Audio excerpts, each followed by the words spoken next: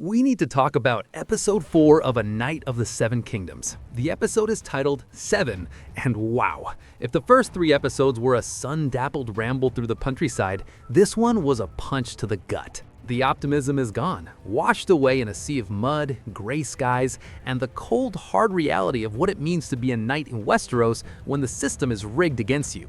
This is the hero at his absolute lowest point. We have so much to unpack, from heartbreaking betrayals and monstrous confessions to a finale that made the entire internet gasp. We are breaking down every single detail, so spoilers are obviously ahead. Before we get started, be sure to hit that subscribe button and the notification bell so you don't miss any of our breakdowns. The episode opens in the bowels of Ashford Castle. No fanfare, just a drip of water and the bruised, weary face of Ser Duncan the Tall. He's imprisoned, hopeless, but in a moment of pure, subtle characterization that I absolutely loved, Dunk notices a tiny mouse peeking at him from the wall. Does he shoo it away? No, he gently reaches out and pets it. It's such a small thing, but in his darkest hour, Dunk shows kindness to the smallest creature. It immediately reminds us who he is, a stark contrast to the entitled malice of the princes who put him there. Then the door groans open, and in walks a stranger, a young boy in fine Targaryen silks. It's Egg, or rather, Prince Aerion Targaryen, the grandson of the king. My uncle says I must beg your forgiveness for deceiving you. Your uncle? Prince Baelor. The heir to the Iron Throne. The reunion is agonizing. Egg is already in tears. I never meant to lie, he says, but Dunk, hurt to his core, cuts him off. Yeah, but you did, starting with your name. You can feel the betrayal. It's not about the danger, though that's immense, it's about the friendship. Dunk wonders aloud if it was all just a lark to make a fool of this stupid Hedge Knight. I never meant to lie. Yeah, but you did. About everything, starting with your name. I've not heard of a Prince Egg. Short for Aegon. After the Conqueror? Egg's explanation is heartbreakingly simple. He just wanted to see the tourney. His brother Daron was too drunk to participate, so Egg saw his chance with the kind, slow-witted Hedge Knight. He shaved his head on Daron's advice. It was a boy's adventure. But his apology falls flat. Dunk mutters the line that cuts deepest. It's just a bit of bad luck we found each other, isn't it? You shaved your head. It was Darren who shaved it. Was it Darren that told me you were a stable boy? I didn't think I was doing anything wrong. Of course you did. That's why you lied. Just wanted to be somebody's squire, sir. You'd have served a donkey were it squireless. It's just a bit of bad luck we found each other, isn't it? The damage is done. And before they can mend it, the guards come to take Dunk to the heir to the Iron Throne, Prince Baelor Breakspear Targaryen. This is where we meet one of the most fascinating Targaryens we've ever seen. Prince Baelor, played masterfully by Bertie Carvel, is everything a prince should be. He's thoughtful, deliberate, and has a quiet, firm authority. He even bids the prisoner Dunk to sit, a courtesy that sets him apart immediately. And Dunk, ever the knight, does something unexpected. He doesn't plead for himself, he defends Egg. He's a good boy, a good squire. He meant no harm. What's the Duncan a cup, Aegon? Try not to spill it on him. The boy won't spill, your grace. He's a good boy, good squire, and he meant no harm. I know that now. One need not intend harm to do it. This selfless act tells Baelor everything he needs to know. This is no common criminal. Baelor brings Egg in for questioning, and when he suggests Egg should have come to family for help, Egg drops a chilling line. I wish Ser Duncan had killed him. Yikes. Baelor's face remains impassive, but his response is loaded. He is your brother, and the Septons tell us we must love our brothers. He knows Aerion is a monster, but he's trapped by duty and politics. Aegon should have come to me when he saw what his brother was doing to those puppeteers. There was no time, Uncle. Instead he ran to you, Sir Duncan. That was no kindness. I wish Sir Duncan had killed him. Aerion is your brother, and the Septons say we must love our brothers. Alone with Dunk, Baelor lays out the grim reality. Aerion is pressing charges for assault, and thanks to Daron's drunken lie, kidnapping. The punishment for striking a king's grandson? Losing the hand that struck him and the foot that kicked him. But Baelor, seeing Dunk's character, gives him an out. He looks him dead in the eye and asks the central question of the entire episode. How good a knight are you, truly? It's a hint, a coded suggestion to demand the trial by combat. But I cannot deny him a trial. The last time a man struck the royal blood, it was decreed he should lose the offending hand. You have another choice. Whether it is a better one or a worse, I cannot say. And so I ask you again, Ser Duncan the Tall, how good a knight are you, truly? Dunk takes to counsel. He stands before the Targaryen family and demands trial by combat. But Aerion, played with such slimy perfection by Finn Bennett, is not so easily thwarted. A cruel smile plays on his lips as he invokes an ancient, obscure ritual, the Trial of Seven. Baelor explains it, an ancient Andal tradition where guilt or innocence is decided by a massive melee of 7 champions on each side, representing the 7 faces of God. The gods themselves are meant to judge. Any knight accused of a crime has the right to demand as such. A trial of 7. That is my right, I do believe.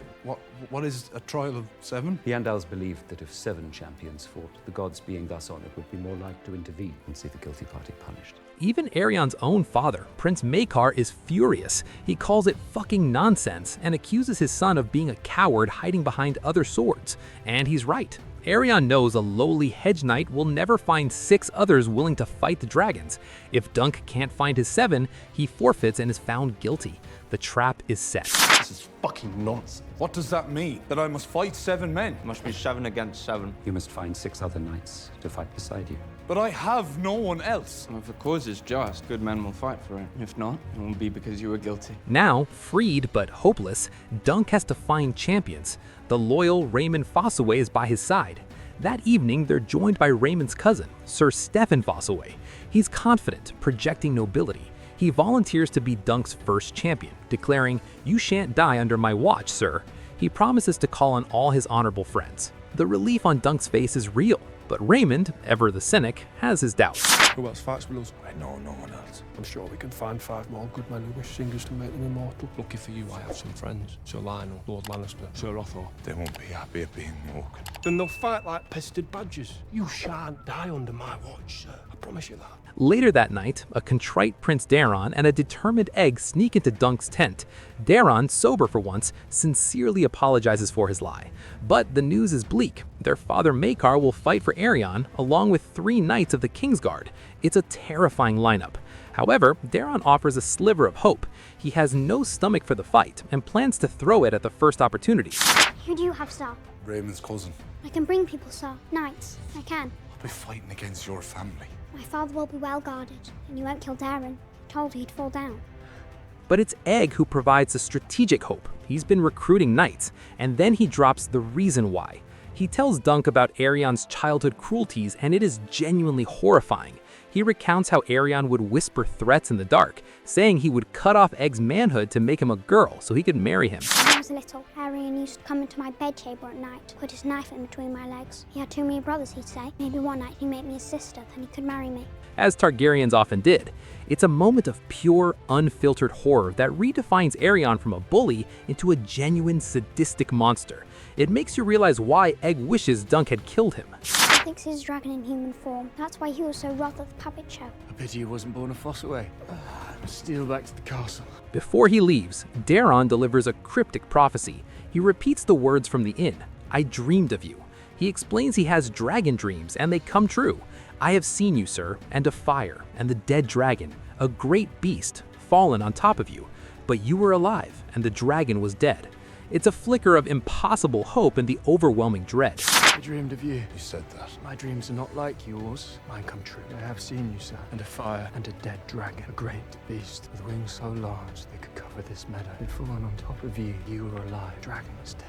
Finally, unable to sleep, Dunk wanders to the destroyed puppet tent. The armorer, Steely Pate, finds him and leads him to the forge. He presents Dunk with a gift, his shield, which Tansel finished before fleeing to Dorne. Pate has reinforced it. The shield is beautiful, a shooting star over a tall green elm. Dunk sees it as an omen of death, but Pate wisely disagrees. The elm is in summer leaf. It is alive. Overwhelmed by this kindness, Dunk is moved to tears. Pate asks for only a single copper, an act of pure faith from a common man. And here's a fun fact for the book fans. Showrunner Ira Parker actually admitted online that he made a mistake by leaving out a scene where the small folk cheer for Dunk, which in the book really emphasizes that Dunk is a knight who remembered his vows. But they kept the spirit of it with this incredible shield moment. Yeah, I come for your shield. She left it with me. Your rim was old, cheap steel. I've made you a new one, stronger too. The girl did the paint, but remember the old shield rhyme? Oaken iron, guard me well. Or else I'm dead and doomed to hell. How much do you want for the new rim and all? From you, a copper. The morning of the trial is gray and foggy. The atmosphere is thick. Dunk rides out with his new shield, and to his astonishment, a group of knights is assembled to fight for him. Egg has been busy. We've got the grizzled, one-eyed Sir Robin Riceling, who pledges on principle.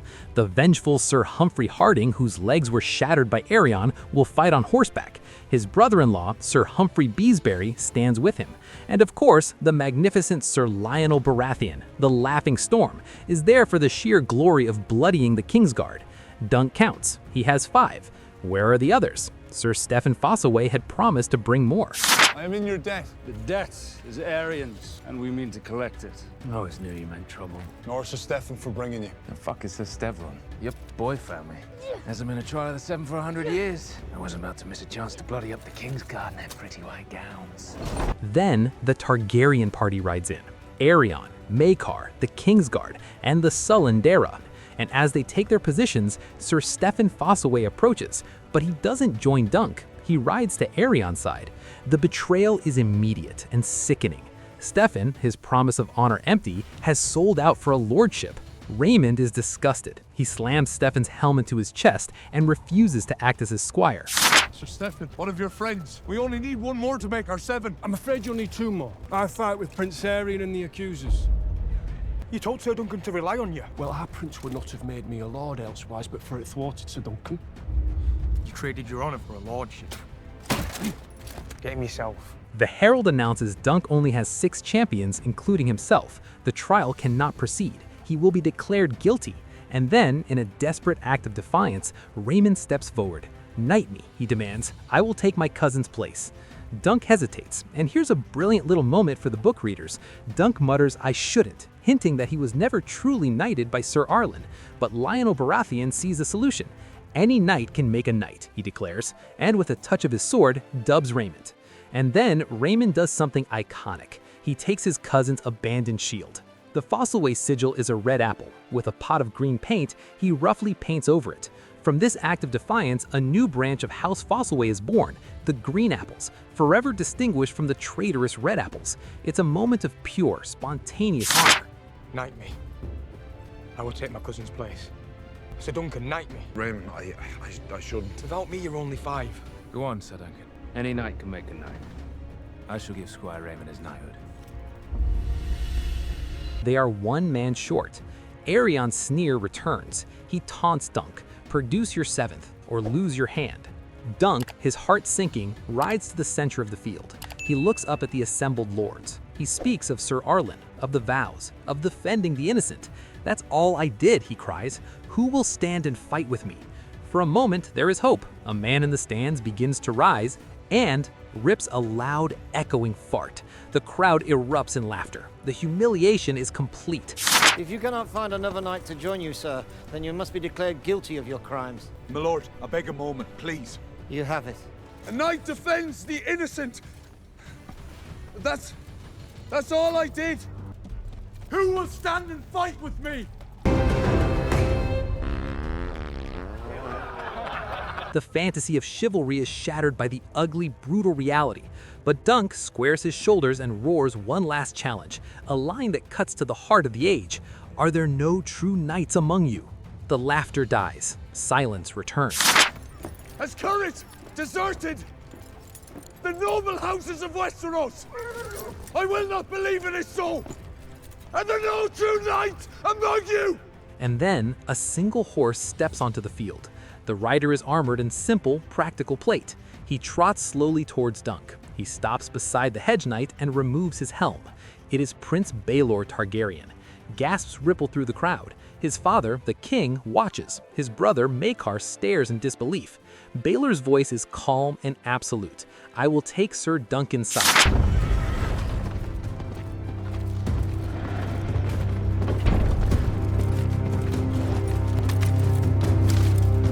I will take Ser Duncan's side. Maekar erupts in fury. "You would fight your own blood?" Baelor turns, his expression one of sorrow and unshakable resolve.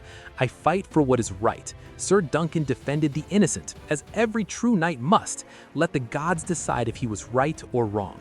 And as he speaks, it happens. The first notes of Ramin Djawadi's main title theme from Game of Thrones begin to swell. It's not a moment of victory, but of profound, powerful hope. It's the music of dragons and kingdoms now scoring the arrival of a true knight.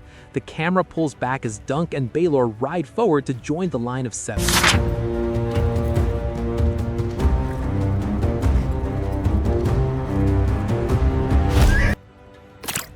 The stage is set for the bloodshed to come. What an episode! Baelor Carvel as Baelor is just phenomenal. Showrunner Ira Parker explained Baelor's choice perfectly, saying, "Virtue untested is no virtue at all." Baelor had to prove to himself and to Egg that honor exists. He's fighting for the soul of a boy, to show him a better path than his brothers. And knowing what might be coming for Baelor in the next episode, if you've read the book, you know the tragedy that awaits at the trial. The tension is unbearable. But for this single perfect moment, Dunk has found his 7th champion. The idea of true knighthood has won a small yet monumental victory. What did you think of that ending? Were you cheering when the Thrones theme kicked in? And what do you think Daeron's dragon dream really means? Let me know in the comments below. Don't forget to like and subscribe for more Knight of the Seven Kingdoms breakdowns. I'm Oliver, and I'll see you for the next episode.